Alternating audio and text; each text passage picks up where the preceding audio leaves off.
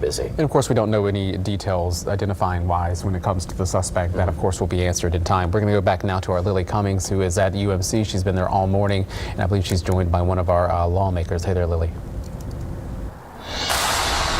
Yeah, Mike and Brandon, we continue to get more lawmakers coming to UMC to see how these victims are doing. Right now, I'm joined by State Senator Royce Duplessis. And Senator Duplessis, this is not part of your district, but obviously it hits close to home, native New Orleanian. How are you feeling this morning, and what have you been briefed on so far? Well, no new information at this time other than the fact that we know that there may have been more than one individual beyond that person who was taken down in the front, the one who caused this act. There may have been others involved. That hasn't been confirmed, but we do believe that to be the case based on information we've received. But my reason for being here today is to really express my heartfelt condolences for the victims, those who we know who have perished, innocent lives lost during a time of celebration, a time of the new year, new life, and those who are here at UMC recovering. I'm grateful to law enforcement for their swift response. I'm grateful to the healthcare professionals here at UMC who are doing their job and their best to try to bring healing during this awful time.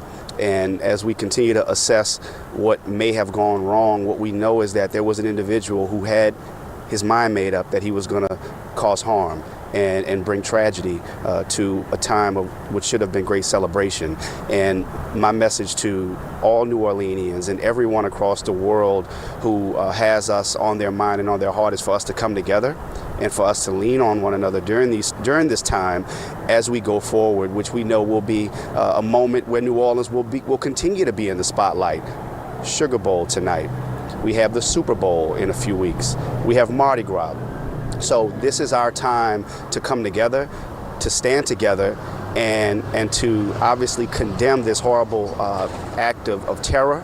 But now we have to think about the victims and express our love and support for one another.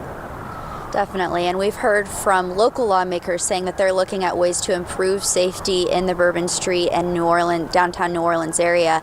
On a state level, is there any chatter of what you all are looking to do or change? Well, we had already taken many steps, as you know, over the past several months.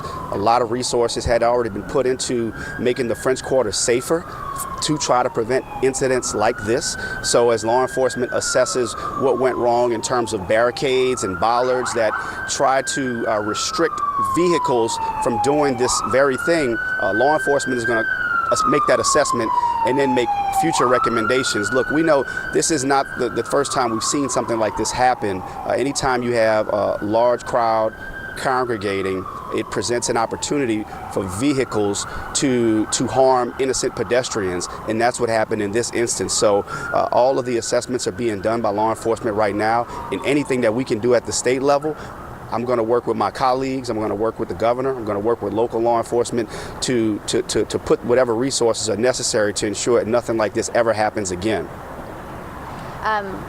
Your day, I'm sure, completely disrupted like so many right now. What do you do today as a state senator for us here in New Orleans? Yeah, well, there are obviously going to be more briefings. I'm going to be talking with local law enforcement, state law enforcement, federal law enforcement, everybody who's coordinating to get as much information as I can. I get calls from constituents, I get calls from the media, and I just want to make sure that we're communicating all accurate information and then just trying to look forward through what we have to do, which is to show up, and we have to be there for one another. So I just plan to make myself available for my constituents and for this city. Well, we thank you for being with us here this morning at UMC, and we'll continue to bring you all updates from the hospital here. Not many things happening. Of course, earlier this morning was when the big rush of 26 people brought to UMC, of those 35 who were injured. And as you heard Councilman Oliver Thomas say earlier, he visited with those victims, was upstairs in the emergency room praying with the families, and he did deliver some good news that most of them are doing well.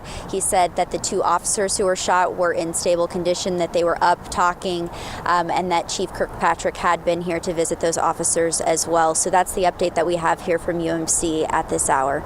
Reporting live from UMC, Lily Cummings, WWL Louisiana. All right, Lily, thanks.